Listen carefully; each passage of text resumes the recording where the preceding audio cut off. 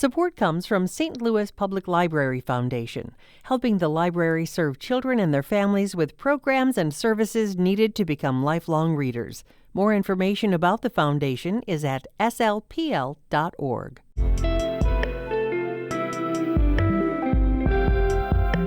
From the St. Louis Public Radio newsroom, this is The Gateway. It's Thursday, October 24th. I'm Abby Larico. In addition to federal and statewide races, voters in St. Louis will cast their ballots on 3 changes to the city charter. St. Louis Public Radio's Rachel Lippmann will break them down. Plus,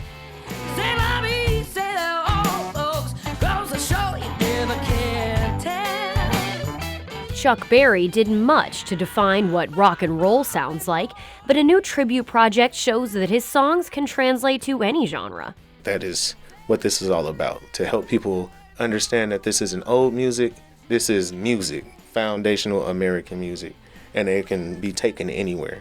You never can tell how far a good song can go.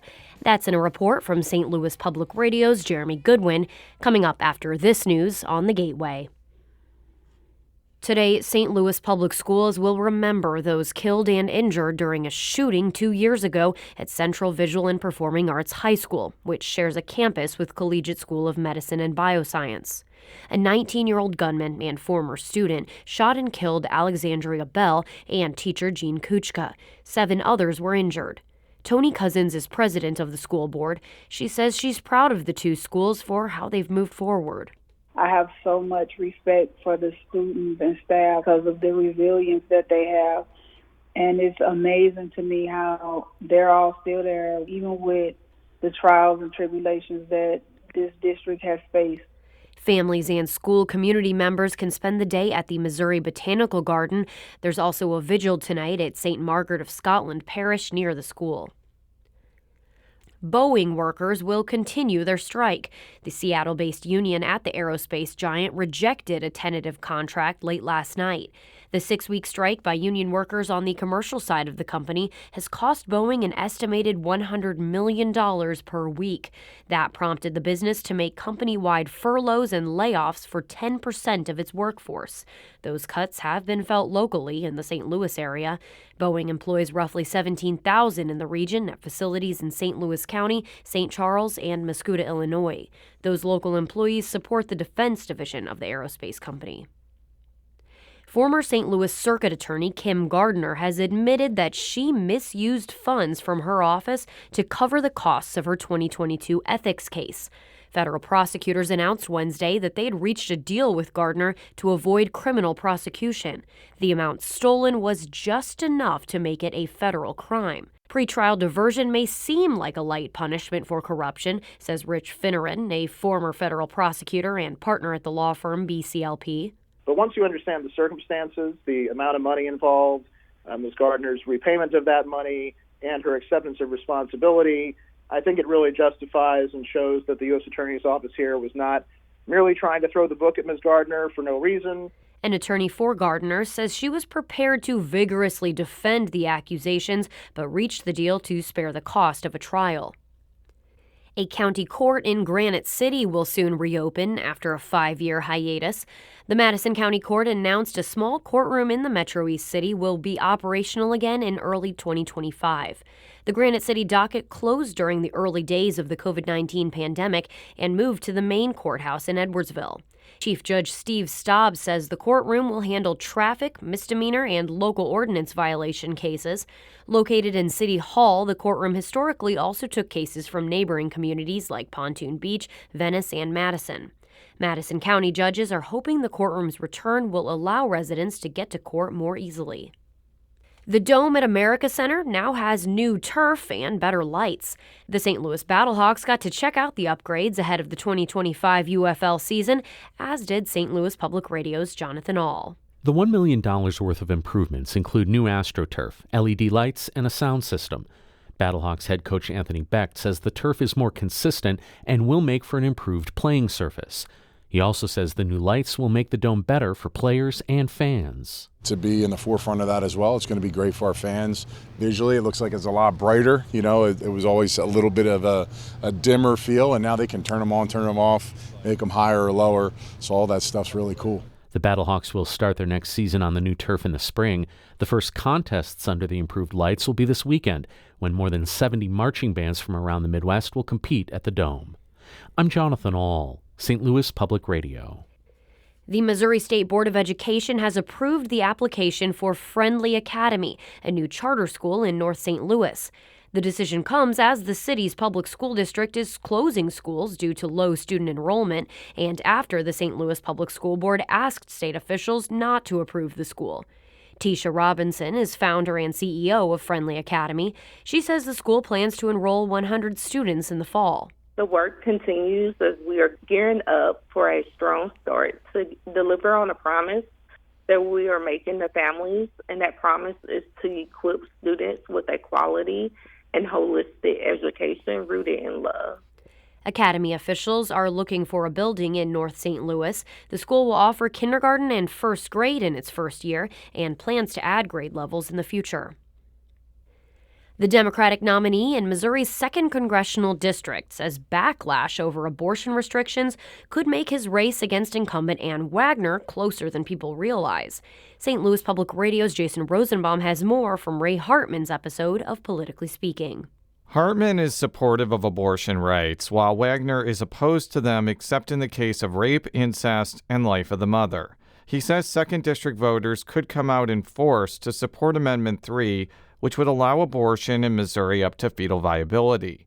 And while some polls show Amendment 3 not helping Democrats that much, Hartman says the 2nd District race could be an exception. In a red state, going to the ballot box is the only way that women and men can protect reproductive freedom. You know what the legislature's about.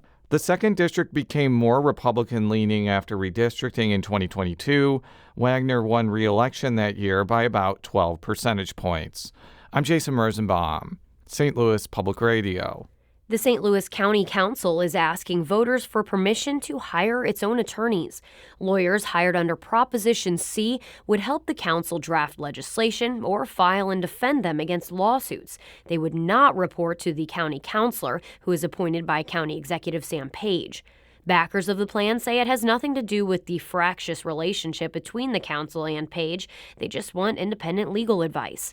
Missouri's Legal Code of Ethics says lawyers should not file frivolous suits, says Sheldon Evans, a professor of legal ethics at Washington University. Or if there's a political matter that comes up, that attorneys aren't using the law to engage in political battles.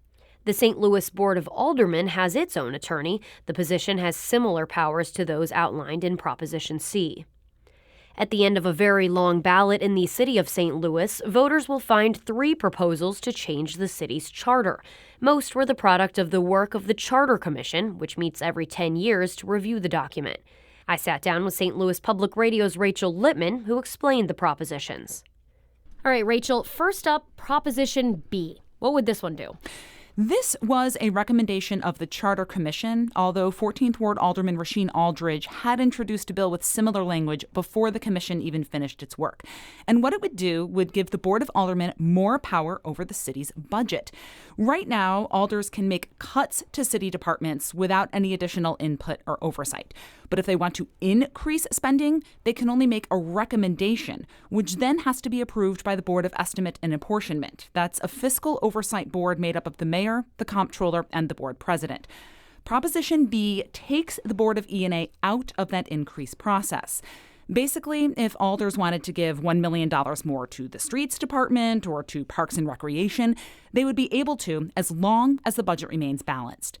Here is Aldridge at a town hall on the ballot measures earlier this month, explaining why he and his colleagues want this additional power. We only get the budget one time a year, and that's what we're asking during that one time, to be able to advocate on behalf of you to make sure that dollars are going into the right department. Most other legislative bodies, like St. Louis County Council or the Missouri General Assembly, already have this authority. Well, since that's the case, what's the opposition to it in St. Louis? There is some concern that alders might miss some of the details of making increases and might not allocate enough money.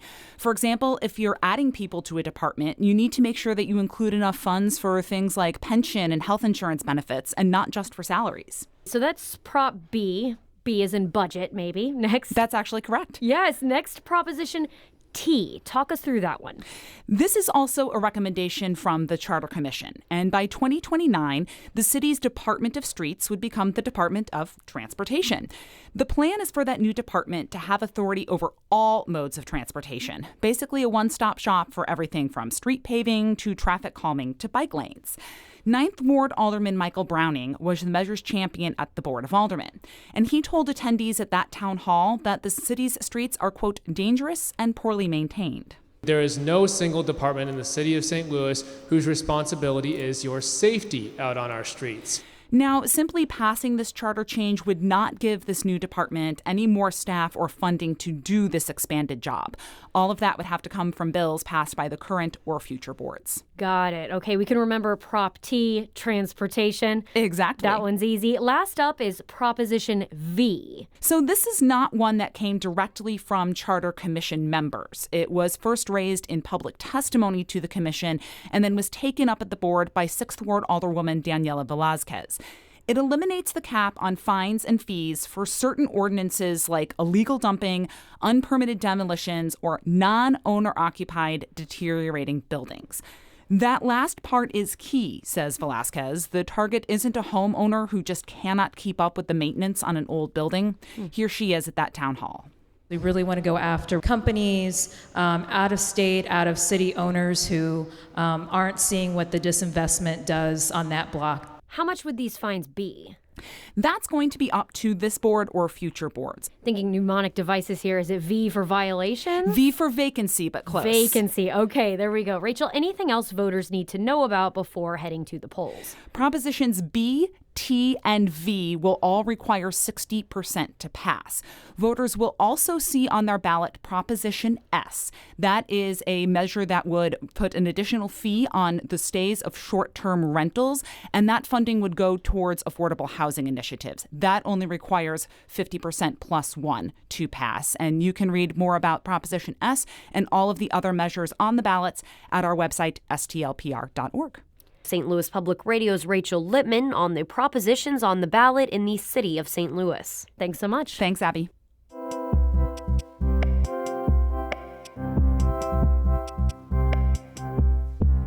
Chuck Berry mixed the blues, R&B, and country into a series of mid-1950s hits that helped define rock and roll. Berry died in 2017. Now his family is launching a 2-year celebration of his music, leading up to the 100th anniversary of his birth in 2026. As St. Louis Public Radio's Jeremy Goodwin reports, the Chuck 100 project includes a series of releases with wide-ranging covers of Berry's songs, recorded by his family and other St. Louis musicians. You Never Can Tell was a top 20 hit for Chuck Berry in 1964. Now a 5-track EP includes fresh takes on the song by St. Louis musicians. The musical anchor of the project is a group including Chuck's son and longtime bandmate Charles Berry II and grandsons Charlie Berry and Jahi Eskridge. They call themselves What the Chuck, and they play an updated take on the classic Berry sound. That's Eskridge on vocals. He also sings with the group Fat Pocket, which, like the other groups also joining the project, contributed its own, very different version of the song. That is what this is all about, to help people understand that this isn't old music, this is music, foundational American music, and it can be taken anywhere. It was a teenage wedding and the old folks wished them well. Music industry veteran Carl Napa is producing the sessions.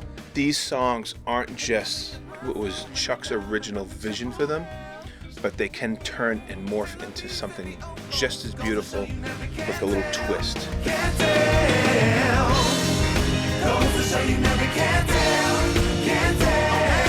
When the guys in What the Chuck gather on a recent weeknight to cut another track at Napa's studio on the Hill, the mood is loose. But the weight of rock and roll history is present too. Chuck's son, Charles Berry Jr., is warming up with one of his father's classic guitars. His son, Charlie Berry, wants him to be more careful. Don't use that. What? That's a family memento, family heirloom. You got the other one. You don't use it. They're all here to record Run, Rudolph, Run for the next EP. All right, you ready? I'm rolling.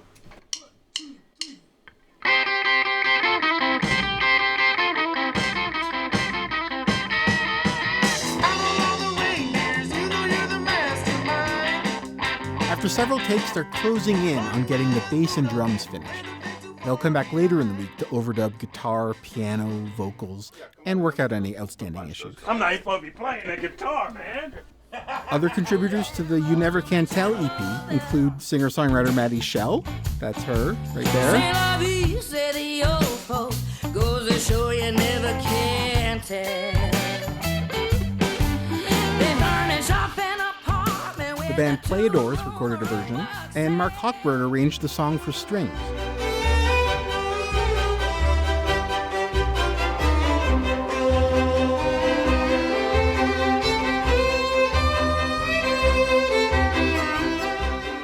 Drummer Keith Robinson played with Barry for years, and he's part of What the Chuck. He hopes these recordings will help younger listeners hear what is still relevant about the music. Be aware of that good old rock and roll that you can learn from. And hopefully that the younger generation learn about Chuck, especially our young black youth, learning the history of rock and roll and where it comes from. The Berries and Friends have more musical crossovers in mind. Next year, they'll work with the St. Louis Symphony Orchestra. I'm Jeremy Goodwin, St. Louis Public Radio.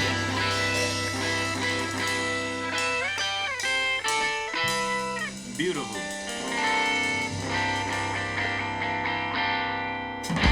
That's money. Yeah, that's it. Our David Cazares edited that piece. The Gateway is a production of St. Louis Public Radio, a listener-supported service of the University of Missouri-St. Louis. Theme music by Ryan McNeely of Adult Fur. I'm Abby Larico, and from the St. Louis Public Radio newsroom, this has been The Gateway.